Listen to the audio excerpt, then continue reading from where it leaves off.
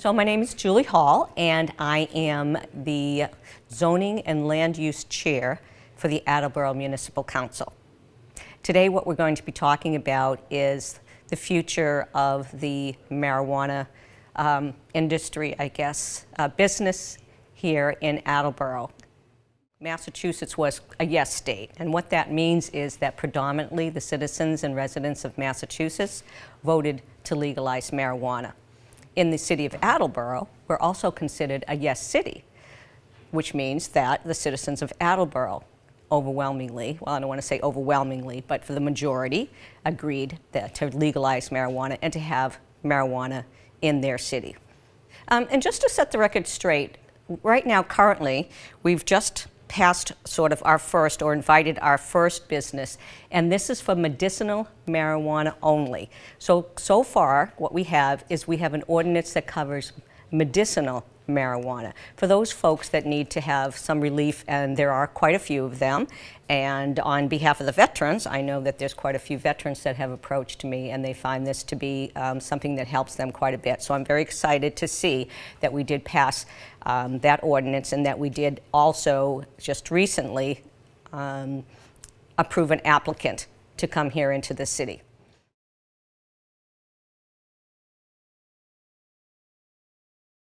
I'm going to talk a little bit about the ordinance because I think this was our first process through all of this, and to be quite honest with you, the council did an excellent, and I'm going to give a lot of kudos to Councilor Jeremy Denley because he was the one who originally started off the ordinance. But I think in terms of the council working together, we did the best we could to come up with the safest, and you're going to hear me say this constantly, the safest ordinance. One of the things that people were very concerned about, I think there's a lot of misconceptions, and we'll see how those all play out, but I think they had misconceptions about, you know, marijuana. They've seen movies from the 60s. I often reference the movie Reefer Madness, and you know, so there are a lot of misconceptions that fly out there. But these are people that actually need the medicine and are comforted by this medicine. And if there's anything out there that we can, you know, find or use to do that, I think it's the responsibility. Plus, again, the citizens of Attleboro said that that's what they wanted. So the medicinal marijuana is a lot different, I would say. Now, I also have a medical background, so for me to process this thing, I've sort of taken it in a different direction. I've worked often with pharmacies. I was in charge of a pharmacy while I was in the military, and I know the scrutiny that each one of those drugs has to go through. If we were to lose one pill, we had to track that. And to assure people that are out there watching this, it is a very stringent tracking process that these folks have to go through for this product. So it's not just like being, you know, going out to the back door and people handing bags out there. Every bit of this product is tracked very, very carefully. And even if the product is damaged, there's a whole process for how you have to eliminate that product so it can never be used again. So rest assured, there are very, very stringent requirements that go on any applicant that wants to come into this city. And it's also very expensive. Everywhere along the way, there's a permitting fee or a licensing fee that they have to pay, not only with the city but also with the state of Massachusetts. So this is a very expensive venture for any business that wants to get into the medicinal marijuana. It's not just people coming in off the street, as I said. So hopefully there's some of those misconceptions will be put to rest.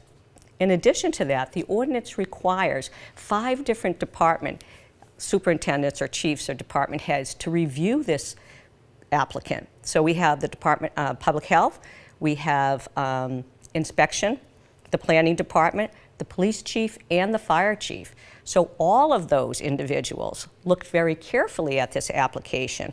We also all sat down at the table together with the applicant and face-to-face talked about some of the additional securities or additional access points for the fire chief that they wanted to see in this site before this place even opens up.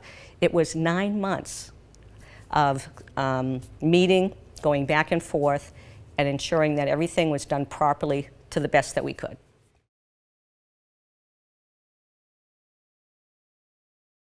So the process begins, and this again was kind of something that we had to create.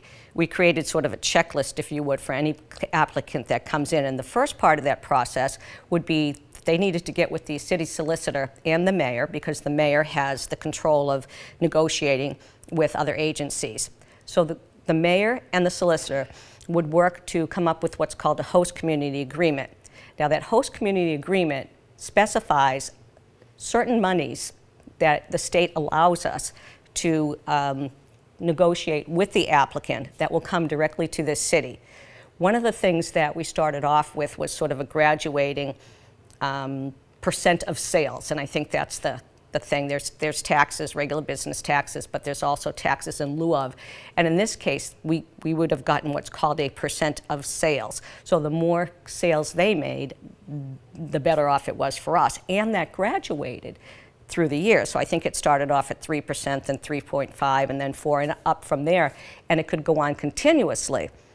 Well, the state, in its negotiations or its discussions, the many discussions that they have, has decided that they would switch that around. They, I think, originally were starting off with a 12% tax, and the numbers I can think a little bit different. And then it went to 20. They were talking about 28.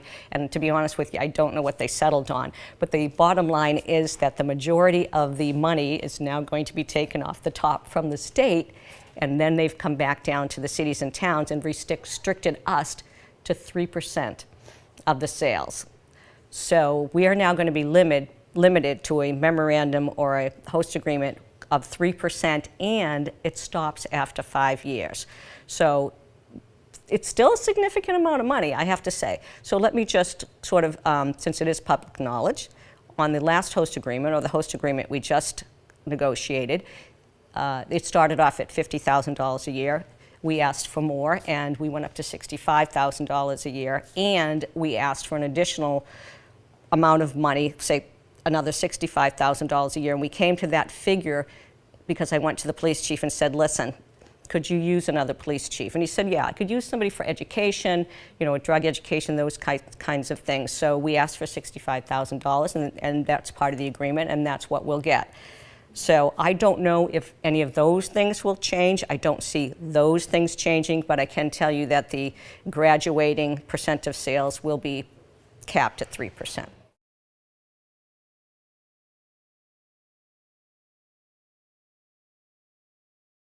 The first thing I have to say is I am very pleased that we did allow this applicant to come in, and I'm very proud of the process that we went through. I did hear from a number of people with arthritis, people that were driving to Brockton and to some other places where there were medicinal marijuana already available, and they said, listen, for somebody who has pain, the last thing you want them to have to do is get into a car and drive a long way. I know you can sign, over, I think you can sign over to someone else to pick it up. But again, that's a very stringent process because, you're now giving your medical marijuana authority to somebody else, and so that's kind of a interesting thing to think about. But I think I've heard from a number of people, and again, to have this type of facility here in Attleboro, in an area where I think we're sort of out in a suburb, we're in sort of the southern, almost to Rhode Island part of the state. I think it's good that other people have an option to come out, and it really makes a difference where you put these parks, because regardless of what people want to say, there sort of still is a little bit of a stigma. And I think for right now, having these in the industrial park serves a few purposes. It allows the individuals to have a certain amount of anonymity. And I think that's something I never even thought about while we were talking about this, but it does, and I think that's important for them. Any patient sometimes wants to have anonymity. I know you think about yourself going into CVS and standing in the line, and maybe some of the products and drugs that you've wanted to get there. Think about, there's lots of people in line that know what those drugs are used for. So you don't have a whole lot of anonymity and a whole lot of privacy as much as they'd like to do. I think this is going to help with some of that on the patient's sake. But at the same time, having it in an area where the police know exactly where it is.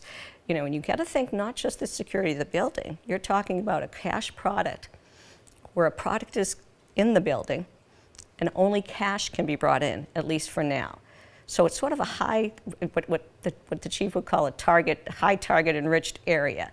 People are coming in with cash and they're going out with product. Everybody knows they're coming in with cash. Everybody knows they're coming out with a particular product. So it is a little bit different, if you would, than going into a CVS or even a liquor store. I mean, I could go into a liquor store and get a Slim Jim if I wanted to. But in this particular case, you're going in, again, with cash and you're coming out with product. So it does make it a little bit different.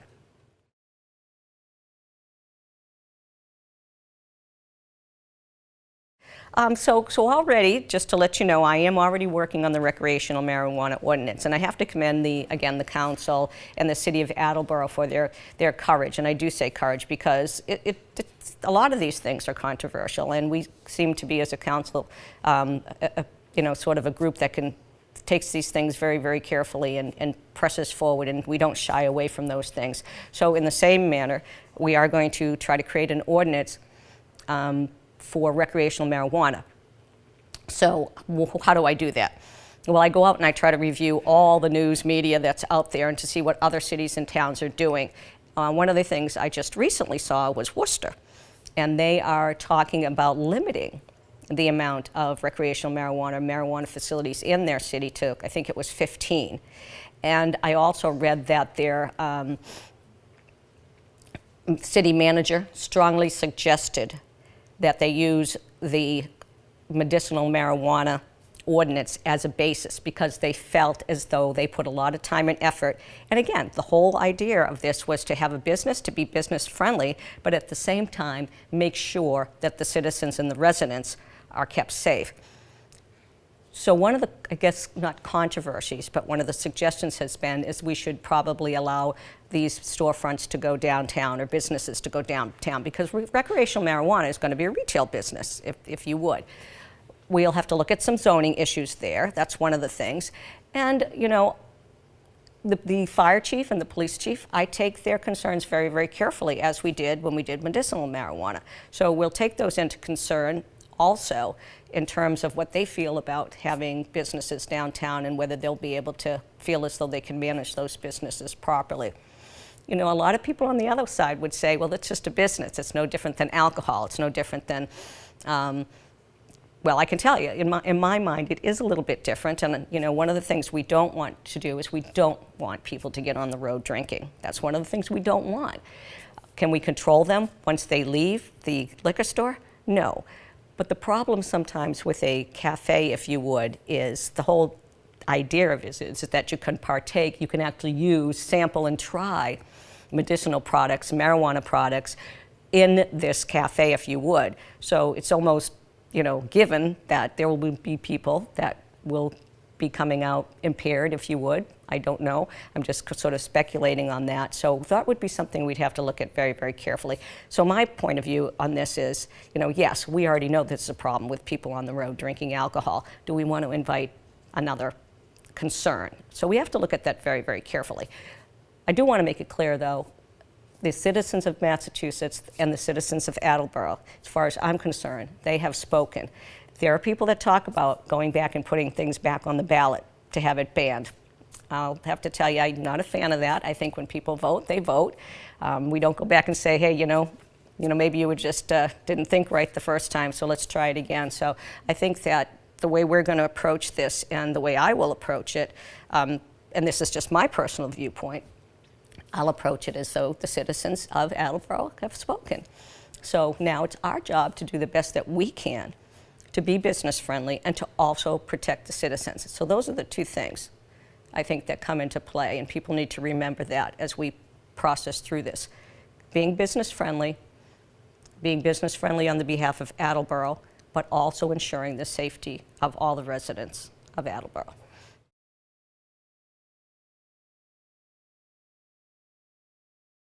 I'm working very hard. I'm actually working with another one of the elected councilors has offered to help out.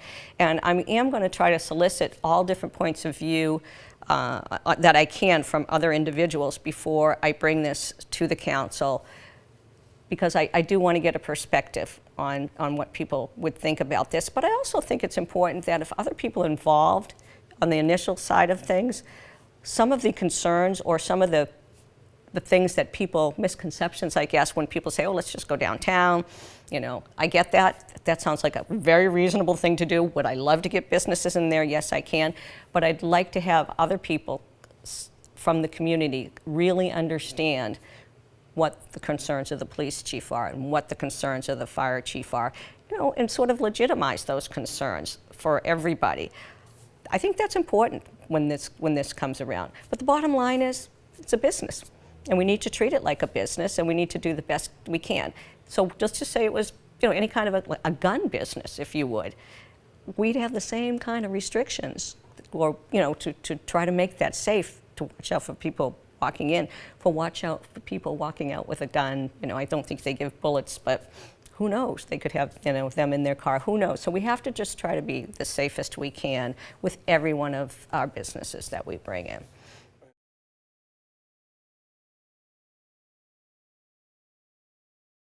And I think the thing that is really important is, while we're doing our due diligence here in the city, these folks are going through a whole process through the state. So, you know, when I do say it's just a business, it is, but it's not treated the same way. There are very few other businesses that want to do business in Attleboro that also have to go through the state. There are some, for instance, the brewery, they had to go through the state and get a permit. Oftentimes businesses will come in, they just have to come to us. This particular business has a great scrutiny and steps and phases that they have to go through with the state. When one of those is a very, very stringent vetting process where they look at all their financials, they review everybody on the team, everybody that's part of the business, and then again, each one of these places, they're spending a lot of money to have that done. The state also has to look at their site and approve their site. And I think that that's something that people really, really need to understand, is before we even get an opportunity or we even approve the applicant, we, in this particular case, felt very, very comfortable that the applicant had made it through those wickets, if you would, through the state, which kind of told us that we had somebody else also giving them scrutiny. Now, there are going to be some businesses that are going to come in very shortly, as a matter of fact, that already had their certificate of registration. This particular business that we just dealt with did not, so they had to go through the entire process, which was very good for me and for the rest of the council to understand. And everywhere along the way, we did talk about the stringent processes that they were going through, their background checks, their site reviews, all these kinds of things. But we are going to have businesses coming in that already have certificates to operate in the state of Massachusetts, so those should go a little bit quicker, and it will just involve here in the city. One of the things that has been proposed, and again, I happen to be a proponent of this one, is to move this from the council over into the Zoning Board of Appeals, which is where other businesses go. I think that the folks from the Zoning Board of Appeals, they're used to doing this.